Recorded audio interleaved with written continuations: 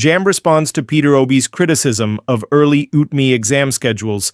The Joint Admissions and Matriculation Board, JAMB, has found itself in the midst of controversy after former Anambra State Governor Peter Obi criticized the examination body's scheduling of the 2025 Unified Tertiary Matriculation Examination, UTME. Obi's concerns, shared via social media, questioned the safety and well-being of candidates who were required to arrive at exam centers as early as 6:30 a.m. for what he deemed unsafe and impractical.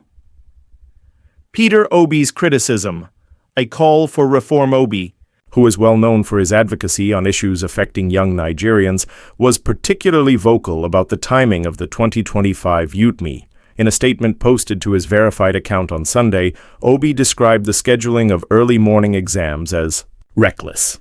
He pointed to several reports of students traveling across dangerous and unfamiliar routes in the dark, under conditions of insecurity, to reach their designated exam centers.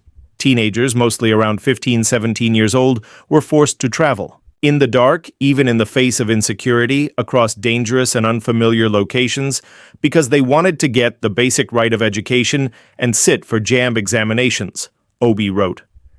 His statement included alarming reports of some students having been involved in accidents, with others going missing during their travels. He questioned the responsibility that JAMB and the government would take if a young student were to suffer harm or even lose their life while attempting to attend the examination. He accused JAMB of exposing vulnerable students to unnecessary trauma, emphasizing that the systemic failure of the education system was to blame. JAMB's response: clarification on exam timings. In its response, JAMB quickly debunked Obi's claims. The examination body clarified that no exams were actually scheduled to begin as early as 6 a.m. Instead, the first examination of the day was slated to start at 8 a.m. The process that Obi referred to, JAMB explained, was the verification and clearance procedure, which begins at 6:30 a.m., well ahead of the official exam start time. JAMB maintained that the early morning verification process was a necessary part of ensuring that all candidates were fully prepared before the exam commenced. The organization explained that this timing was designed to account for late arrivals, which have been a recurring issue in previous years. By requiring candidates to arrive early, JAMB hoped to streamline the examination process and minimize delays that could disrupt the smooth running of exams. We understand the concerns raised by some quarters about the early start times, but we believe this is a necessary procedure to maintain the integrity of the UTME, JAMB stated. Candidates arriving earlier allows for a smoother verification process, ensuring that each candidate is in the right state to take the exam. The bigger picture, safety versus efficiency. Obi's comments have sparked a larger conversation about the balance between efficiency in conducting large-scale examinations and ensuring the safety of young candidates. While JAMB's explanation focused on the necessity of early verification, the concerns about students traveling in the early morning darkness in regions plagued by security challenges remain significant. Nigeria's infrastructure, particularly in rural areas, poses a unique set of challenges. With varying levels of access to safe and reliable transportation, some candidates may indeed face increased risks while traveling to their exam centers. It's important to note that, while JAMB sets the official exam times, the logistical burden often falls on candidates and their families, who must navigate the challenges posed by long distances and potentially dangerous environments. A systemic issue beyond the exam schedule, Peter Obi's criticism highlights a deeper systemic issue within Nigeria's educational framework.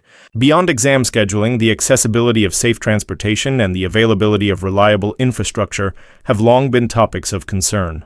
While efforts have been made to address these issues, the reality remains that many students, particularly those from less urbanized areas, are forced to travel long distances to access exam centers.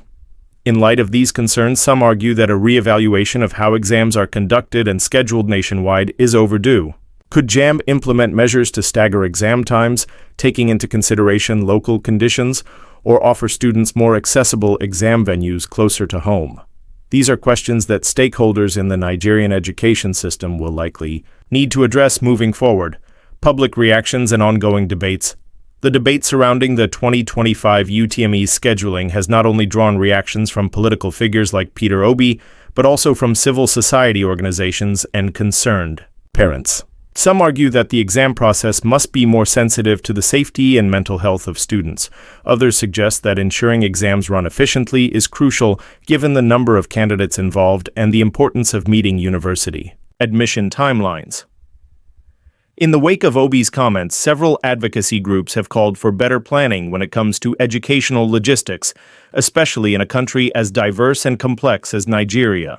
As one of the largest education systems in Africa, the UTME serves as a crucial gateway to tertiary education, making the need for a fair and secure process all the more urgent.